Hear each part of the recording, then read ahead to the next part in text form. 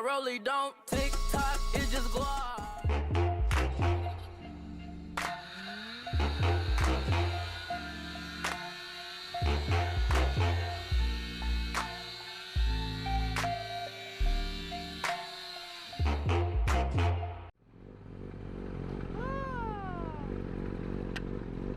All right, so Katie's gonna switch us up here. He's gonna ride the 2014 CBR 1000RR. I'm gonna jump on the 2017 R6 Yamaha.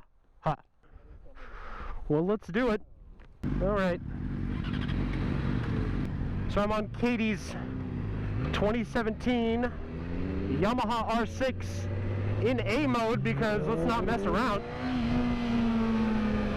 Stock exhaust, aftermarket levers. I think that's the only change so far, right, Katie? Yes. So some interesting facts about this bike. So clearly, visually, it's redesigned after the R1. It's got the R1 forks. They switched the brakes from Brembo for 2016 back to, what is it, like Wakamunga. Seat height is higher than CBR's, both 1000 and 600.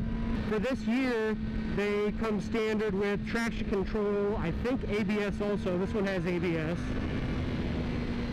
You get A mode, which is supposed to be race, B mode, supposed to be rain, and standard, which is supposed to be for your standard street riding. A lot of people will knock a 600 because they can be somewhat difficult to use on the street, because to get into the power you need to be above 8,000 RPMs to really get into it. The brakes feel really good on this. Better than on both my CBRs, I believe. So those feel nice. View spot. In 2015, this bike redlined at 17,000 RPMs. In 2016, they brought it back down to 16,500 RPMs, but they increased your mid-range torque. So on this bike, it is the same 16,500 RPMs as your redline, but they give you more mid-range, less 500 less RPMs.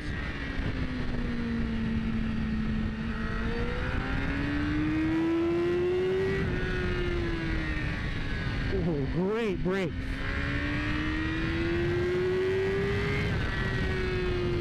This is another great view spot.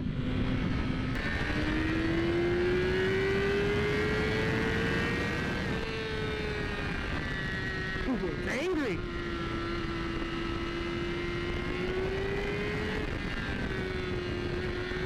But I just did a review on the FC09, Revving Rio's FC09.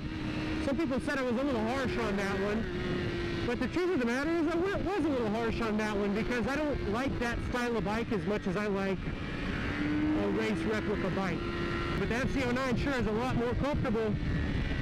But I tell you what sucks about this bike, I'll give you that. Here's what I don't like about this bike. It's expensive. For the same price as this, you could probably have last year's model R1, maybe 2 years old. It probably costs about $3,000 more than my CBR 1000RR that Katie's riding right now.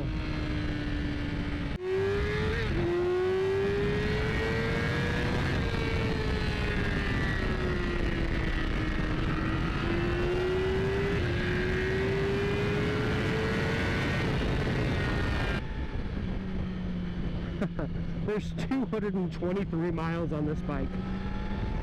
I'm gonna break it in real nice. Suspension is really tight and good on that. That's the other thing I'd knock on the FC07. The suspension is just really loose. But on this bike it feels really good.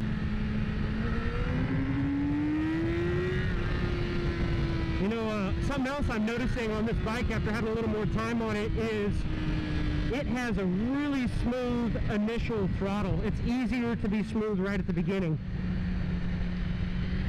That that roll off from off, so I'm off now and I got to give it a little bit. It comes in pretty smooth. I have to work harder on my CBRs to get it smooth. It might have a different, like an egg-shaped throttle tube or something. There we go. This quick shifter is like the coolest thing ever. If you've got a 2017 Yamaha R6 and you have not put the quick shifter on it, you messed up. Race it to the corner.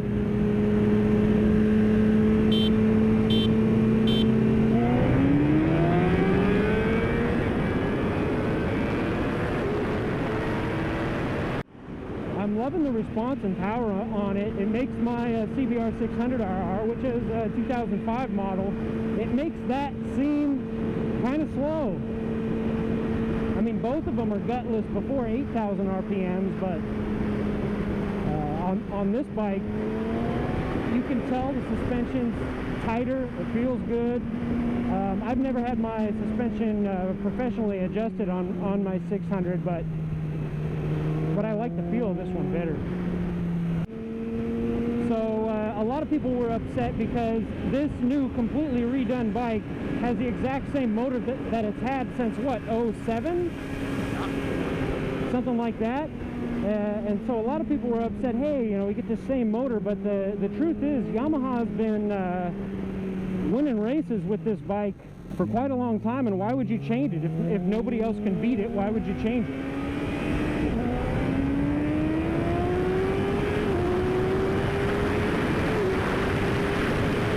So that's what some people knocked about this bike, is it's like a complete redo, but it's the same motor that they've had for ages. But you know what? It's a good motor.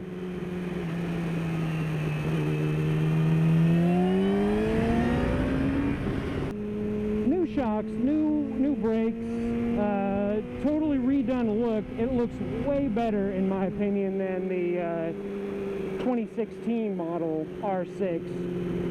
And it almost looks as good as that. I mean, it actually has, I think, they redid the rear suspension as well. Oh, really? What do I love about the 2017 Yamaha R6? Suspension, performance, brakes, visual appeal.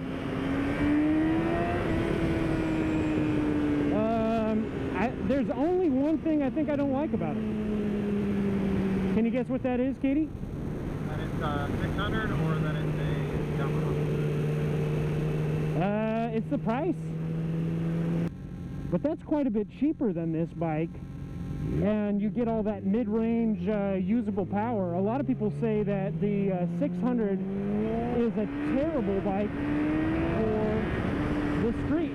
If you want the power, say we're just cruising along and you want the power, you probably got to downshift and then get into it.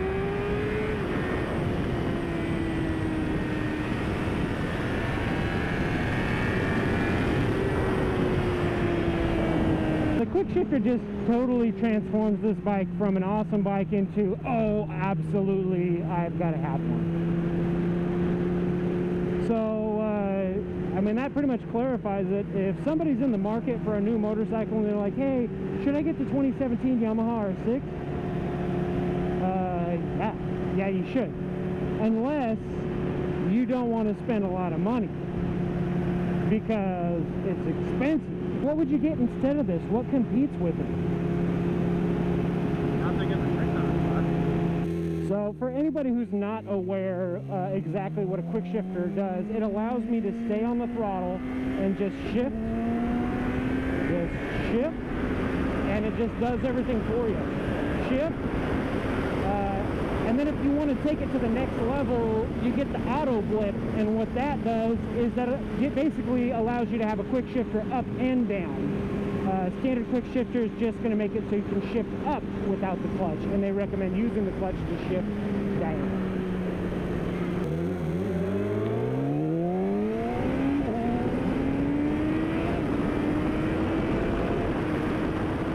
Conclusion for today is everybody should buy the 2017 Yamaha R6. That baby right there. And if you don't get the quick shifter on it, you done messed up. Other than that, thanks everybody for coming along. Watch for perps and tally ho, folks.